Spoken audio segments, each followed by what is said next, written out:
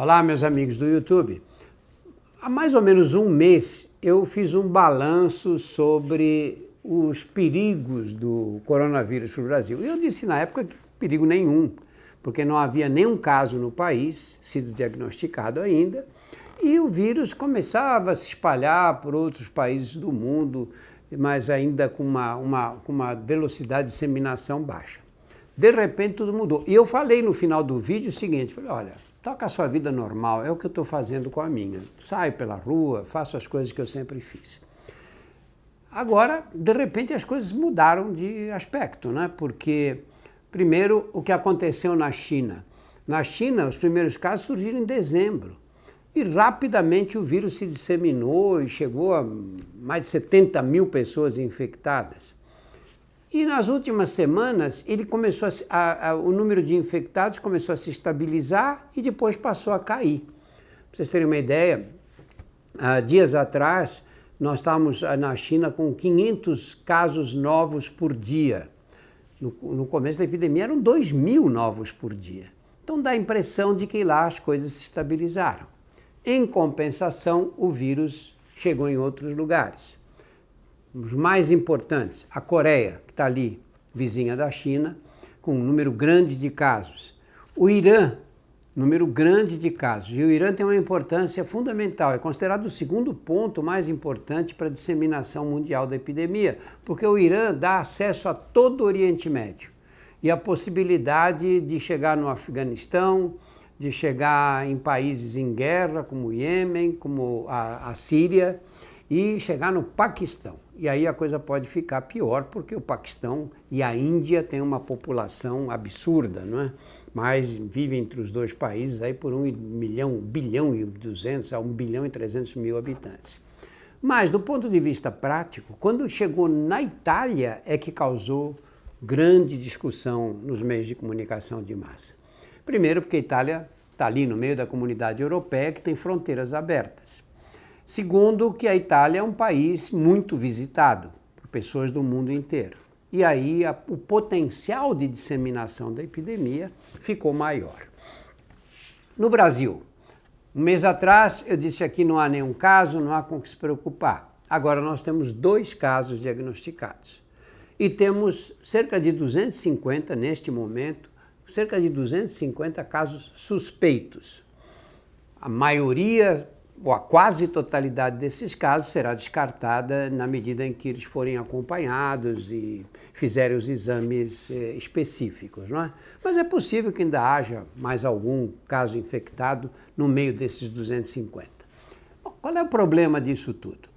Não adianta a gente se iludir, é só você olhar o que aconteceu no mundo e saber, não, o vírus vai chegar aqui e muitos brasileiros serão infectados. E aí você vai me perguntar, e aí, você vai continuar andando na rua? Claro que vou. Não acho que se justifique qualquer mudança nos hábitos. Pensa um pouquinho. Você abre o jornal, coronavírus na primeira página de todos os jornais brasileiros e de todos os jornais do mundo. Que impressão dá isso? Impressão que está acontecendo uma catástrofe. Vem aquelas imagens que a gente ouviu falar da gripe espanhola, que as pessoas, minha avó contava que no Brás, onde a gente morava, as pessoas punham os corpos dos cadáveres na porta, na calçada, e aí passava uma carroça que ia levando todos para enterrar em cova rasa. Isso nunca vai acontecer. Primeiro porque esse vírus não tem esse potencial. De cada 100 pessoas que pegam o vírus, 80, 90 pessoas têm um resfriadinho de nada. E existe um pouco mais de letalidade nas idades mais avançadas. Na epidemia chinesa, abaixo de 10 anos, nenhuma criança morreu. Nenhuma, 0. Na faixa de 10 a 40 anos, de cada 1.000 que pegaram o vírus, 2 morreram. Vou repetir, de cada 1.000, 2. E a gente não sabe quem foram esses 2, se eles tinham problemas imunológicos, se eles tinham doenças associadas, se eram fumantes que tinham lesado o pulmão, a gente não sabe.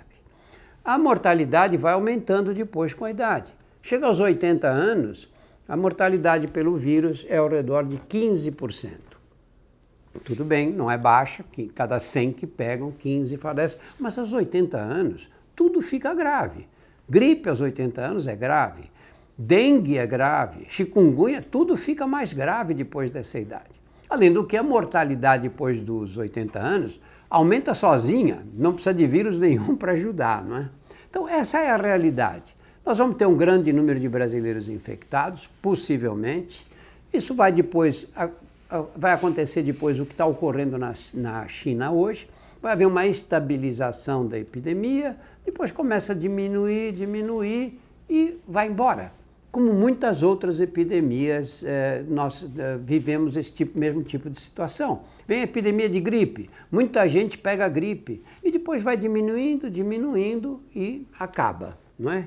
Vai voltar outra vez, mas desaparece. Então não há nenhuma razão para você ficar assustado. Sabe o que você não pode fazer?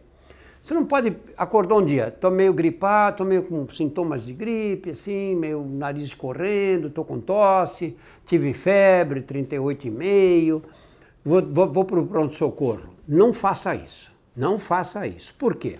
Você chega na sala de espera do pronto-socorro, tem mais 250 que fizeram isso. E você vai estar num lugar que todo mundo tosse e espirra. É o lugar certo, para quem gosta de pegar coronavírus, vai para lá, que lá é o lugar certo. Se você tiver sintomas de resfriado, tosse, dor de garganta, febre, fica em casa, quieto, toma bastante líquido, um analgésico, um antitérmico se tiver febre, e procura se alimentar direito, tomar bastante líquido é fundamental. Mas como é que eu sei se eu não vou ter uma complicação? É fácil. Se você tiver uma complicação, vai ser pulmonar. E essas complicações pulmonares começam como? Com falta de ar. Você vai subir uma escada, vai ver que está respirando de um jeito que você nunca respirou. Aí se você tiver, perceber que começa a ter falta de ar, começa a ter fôlego curto, aí sim, aí você tem que procurar ajuda para fazer o diagnóstico e tratar. E mesmo que você tenha isso, a mortalidade ainda é muito baixa. Então não há razão para preocupação excessiva, para ficar comprando máscara, álcool gel, estocar em casa, porque isso vai faltar depois para os outros que vão precisar mais do que você. O que você precisa fazer é ficar atento, se pegar o vírus, fica em casa. Se tiver falta de ar, aí procura o hospital. E vida normal, não há razão para a gente ficar nessa loucura falando no coronavírus o tempo todo.